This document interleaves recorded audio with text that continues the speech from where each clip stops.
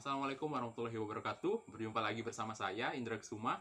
Jadi pada kesempatan kali ini kita akan membahas terkait pekerjaan, terutama untuk menjadi karyawan di suatu perusahaan ataupun di tempat instansi dan lain-lainnya. Jadi jika sebelumnya kita membahas mengenai pengusaha, maka hari ini kita akan membahas mengenai pekerja. Baik, pada kesempatan kali ini kita telah kehadiran narasumber yang cukup luar biasa yang menjadi pekerja di salah satu lembaga di Pontianak. Langsung saja untuk mempersingkat waktu, saya persilahkan Bang Adit untuk langsung memperkenalkan diri dan juga tempat bekerja. Assalamualaikum, dengan saya Adit. Saya bekerja sebagai staf penanggung jawab pengolahan limbah Lokasi kerja di mana tuh Bang? di Kuburaya. Di Kuburaya, di salah satu lembaga pemerintahan atau di swasta Bang? Swasta. Swasta ya Bang ya. Untuk lama bekerja saat ini Abang udah berapa lama tuh kerja Bang? Kita 2,5 tahun lah. 2,5 tahun ya di tempat yang sama. Iya. Dengan posisi Sebagai SPP sih saya di situ. berarti posisinya sama atau enggak Bang dengan sekarang Bang? Beda sih. Beda ya. Nah, terus terkait ini kan Abang nih udah bekerja cukup lama nih Bang, udah 2,5 tahun dengan posisi yang sudah berbeda dari yang pertama Abang masuk ya Bang ya. Iya. Kalau saya boleh tahu nih Bang, untuk UMK sendiri di Kabupaten Kuburaya itu berapa Bang? Sekitar 1,9-an. 1,9 ya. Kalau untuk gaji Abang sendiri, mohon maaf saya nanya nih berapa Bang? Gaji saya sih kurang lebih segitulah. Kurang lebih 1,9 segitu ya. lebih. Ini kalau menurut Abang lah ya, kita jujur-jujuran saja di sini, untuk gaji dengan UMK 1,9 juta itu menurut Abang cukup nggak untuk memenuhi kebutuhan sehari-hari selama sebulan penuh gitu Bang? Buat pribadi saya sendiri sih merasa masih kurang lah sih. Kurang sebenarnya. Apalagi saya kan istilahnya masih bujangan lah Oh kan. iya. Seperti itulah. Jadi Abang untuk masa lajang saja, menurut Abang 1,9 itu cukup, tidak cukup ya Bang ya, untuk memenuhi perbulanannya. Baik, saya ingin nanya lagi nih Bang, terkait tempat kerja Abang nih. Kan tadi saya dengar Abang udah berganti posisi yang sebelumnya Sebagai staf biasa gitu. staf biasa, sekarang sebagai SPP. penanggung jawab penuh ya Bang ya. Penuh. Nah, itu untuk jenjang karirnya setelah sebagai pengawas penuh ini ada lagi nggak Bang? Kalau untuk itu ya Bang? Mungkin ada sih, cuman tergantung nanti. Tergantung dari pihak manajemen lah Bang ya. Terus terkait pekerjaan lagi nih Bang. Abang kan sudah bekerja kurang lebih 2,5 tahun ya Bang ya. Tentu saja Abang udah merasakan manis pahitnya atau asinnya lah kita bisa bilang kan di dunia pekerjaan di perusahaan tersebut. Menurut Abang nih, ada nggak tips untuk kawan-kawan atau untuk saya yang nantinya akan memasuki dunia pekerjaan agar nyaman di zona pekerjaan tersebut Bang? Kalau menurut saya pribadi sih ya saya cukup jalani, nikmati, syukuri lah. Yang terutama kalau buat itunya sih lebih baik dari disiplin kita, tingkah laku kita, dari tata krama kita. Contohnya sama lah kan, tingkah laku kan,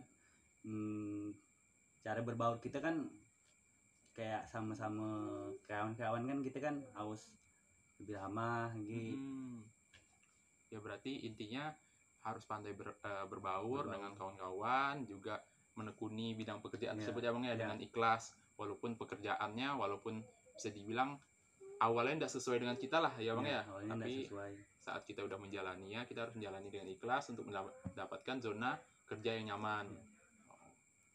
Terus Bang, untuk ini Bang, untuk kawan-kawan kan seperti saya ataupun pokoknya kawan-kawan yang baru lulus sekolah ataupun kawan-kawan yang baru lulus kuliah saat ingin memasuki dunia pekerjaan, menurut Abang ada nggak tips agar kawan-kawan ini bisa diterima di perusahaan atau instansi tersebut Bang?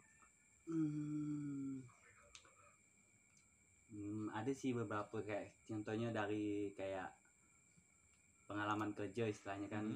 Tapi pengalaman kerja sih enggak terlalu mencakupi lah istilahnya, yang penting dari niat kita. Tapi kalau udah masuk ke zona itu otomatis kan kita mau lamaran nih, Iya bang. Lamaran kita tuh istilahnya harus ada kesan Mm-mm. istilahnya lebih beda lah daripada yang lain. Iya. Jadi kan di situ kan otomatis kita tuh agak lebih oh ini beda nih, mungkin ada perbedaan dia tersendiri entah dari mananya kan, Iya. dari situnya sih. Berarti untuk kita harus punya karakter Karakter. dan ciri khas lah bang Iya. ya, yang bisa beda dengan orang lain gitu kan. Terus juga kita punya apa namanya, sesuatu yang bisa ditawarkan secara lebih dengan Iya. perusahaan tersebut ya bang ya, Iya. yang berbeda dengan orang lain ya bang ya. Nah terus dengan waktu kerja yang sudah 2,5 tahun dan juga sudah berganti posisi nih bang, Iya. dan juga pasti untuk permasalahan gaji juga pasti kan berubah ya Iya, bang ya, berubah. dari yang dulu sampai yang posisi sekarang. Nah menurut untuk abang sendiri nih, ada enggak bang target 5 sampai 10 tahun ke depan, apakah abang akan bekerja di tempat yang sama atau abang pindah perusahaan ataupun abang ingin berwirausaha bang? Kalau saya pribadi sih, saya sih ada niat-niat pengen buat usaha gitu kan. Otomatis kalau kita di perusahaan nih kan semakin lama kan otomatis kita kan semakin ada agak perubahan, kayak udah mulai agak tua, badan pun udah mulai capek-capean kan. Alangkah baiknya kan kalau kita punya pemikiran, oh lebih baik kita buat usaha ini nih, daripada kita makan gaji terus kan. Iya betul bang. Kalau saya sih kayak gitu sih pemikirannya, nggak tahu yang lain. Jadi intinya kita harus bisa berorientasi lebih baik lagi ke depannya bang ya, dengan berwirausaha agar mendapat kehidupan yang lebih baik lagi ya. Tentu saja untuk membuat usaha tersebut kita harus mengumpulkan modal dari modal dari yang kita kerja sekarang ya bang ya.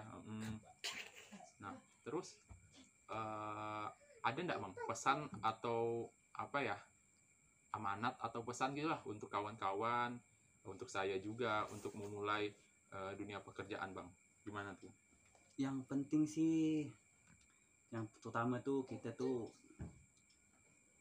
kayak misalnya disiplin waktu, terutama tuh kita tuh kalau kita kerja tuh nggak usah ikut ini ikut itu, cukup kita jalani, nikmati, syukuri, itu udah cukup lah. Intinya berarti kita harus bersyukur lah dengan semua keadaannya bang ya. Nah, dan juga jangan pantang menyerah kalau misalnya perusahaan tersebut tidak nerima kita, atau masih banyak perusahaan dan instansi yang lain ya bang ya. Baik, mungkin segitu saja pembahasan kita malam ini. Semoga ilmu yang diberikan oleh Bang Adit dapat bermanfaat untuk kita semua, dan juga tips dan saran dari Bang Adit yang sudah merasakan dunia pekerjaan, semoga bisa kita terapkan dan kita ambil juga sisi positifnya. Terima kasih Bang Adit. Terima kasih Bang Indra. Baik, saya tutup. Wassalamualaikum warahmatullahi wabarakatuh.